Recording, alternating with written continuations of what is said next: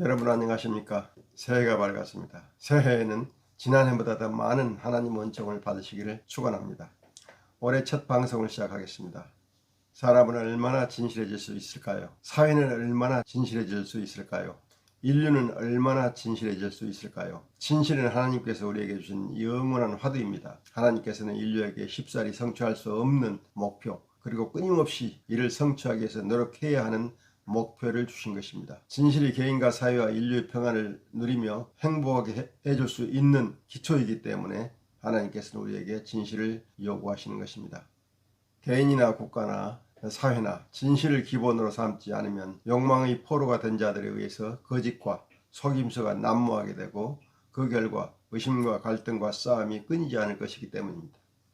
우리가 진흙탕 같은 세상에서 오물을 뒤집어 쓰면서 살게 되는 것은 진실을 가볍게 여기고 수단과 방법을 가리지 않고 거짓과 속임수로 자기의 욕망을 달성하려는 사람들에게 기회를 주는 사회의 구조적인 모순 때문인 것입니다. 그런 개인이 성공하게 하는 사회, 그런 국가가 패권을 잡게 되는 세계에는 무관지옥 같은 악의 다툼이 벌어지지 않을 수 없습니다. 하나님께서 우리에게 진실해지라고 요구하시는 것은 지옥을 만들어가는 우리에게 구원을 주시기 위함입니다. 먼저 개인이 진실해지도록 노력하고 진실한 사람이 성공하고 번영하는 사회를 만들고 진실한 나라가 세계의 모범이 되는 세상을 만드는 것이 하나님께서 우리에게 요구하시는 진실한 세상을 만드는 길인 것입니다. 그래서 새해를 맞은 오늘 우리가 진실에 대해서 조금 더 진지하게 생각하는 시간을 가졌으면 좋겠습니다. 나를 얼마나 더 진실하게 만들 것인지, 우리 사회를 진실한 사람이 성공하는 사회로 만들기 위해서 우리가 함께 노력해야 할 것이 무엇인지 생각해 보고자 하는 것입니다.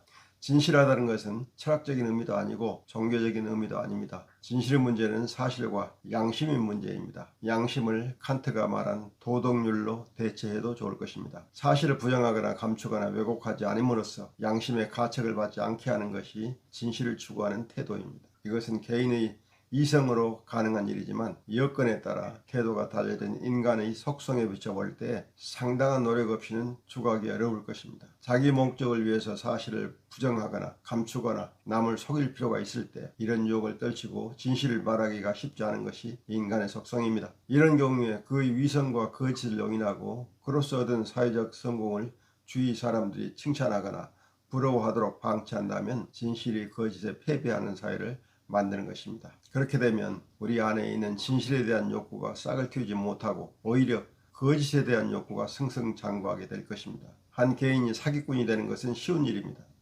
자기 안에 있는 진실에 대한 욕구가 싹을 틔우지 못하게 만드는 외부적인 여건이 강력할 때 많은 사람들이 사기꾼이 되고 협잡을 일삼는 파렴치한이 됩니다. 따라서 우리는 양심의 소리를 소중하게 여기는 마음을 잃지 않도록 교회에서, 절에서, 회당에서 모여 종교적인 교리에 따라서 수련을 하거나 자신의 인격 도회를 통해서 노력할 필요가 있고, 거짓을 밝히고 사실을 왜곡하거나 감추는 사람을 구원하는 적절한 제도와 절차를 마련해 두어야 하고, 위선과 거짓으로 얻은 사회적 명망과 부와 권력을 회수하는 방법을 마련하여 정확하게 실행하는 절차를 갖추는 것이 필요한 것입니다. 3월에 실시할 대통령 선거를 앞두고 우리 사회는 너무나 많은 거짓과 위선과 협잡이 횡행하고 있습니다. 선거 때만 되면 이런 뉴스들이 누리 소통망을 점령합니다. 그런데 가만히 보면 이런 혼란의 근저에는 진실성에 대한 공방이 가려져 있음을 알 수 있습니다. 서로 상대방이 거짓말을 한다고 공격하고 있는 것입니다. 모든 싸움의 시작은 진실성 여부이고 그 끝도 누가 거짓말을 했는지 판명되는 것으로 마감됩니다. 그런 점에서 우리는 개인의 차원에서 진실을 추구하면서 상대에게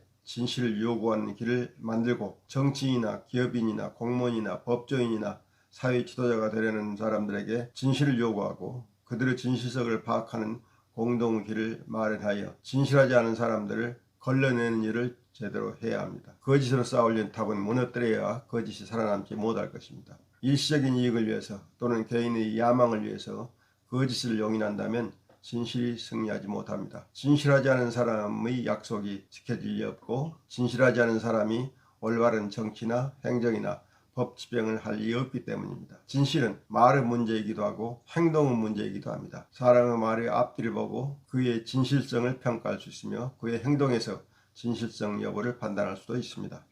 지도자로서 나서는 사람이나 성공한 사람이라도 그가 거짓과 위선으로 그 자리에 오르게 됐다면 그 자리에서 물러나게 하는 관행을 확립하는 것도 개인과 사회의 진실성을 키우는 데 유익할 것입니다. 진실한 목사, 진실한 정치인, 진실한 공무원, 진실한 판검사, 진실한 기업인이 진실을 추구하는 많은 사람들이 존경을 받는 사회라면 우리 사회가 지금보다 더 평화롭고 진보하는 사회로 발전하게 될 것입니다. 저는 새해 우리가 우리 사회를 진실한 사회로 만들어 인류에게 새로운 사회의 모습을 보여줄 수 있기를 바라봅니다. 우리나라가 하나님의 사도국가로 부름을 받은 사실을 언약을 통해서 밝힌 바가 있는데 이 사명을 감당하는 길이 여기에 있다고 생각합니다. 오늘 말씀 이것으로 마치겠습니다. 여러분 새해 하나님 은총을 가득 받으시기 바랍니다. 다음 주에 뵙겠습니다. 안녕히 계십시오.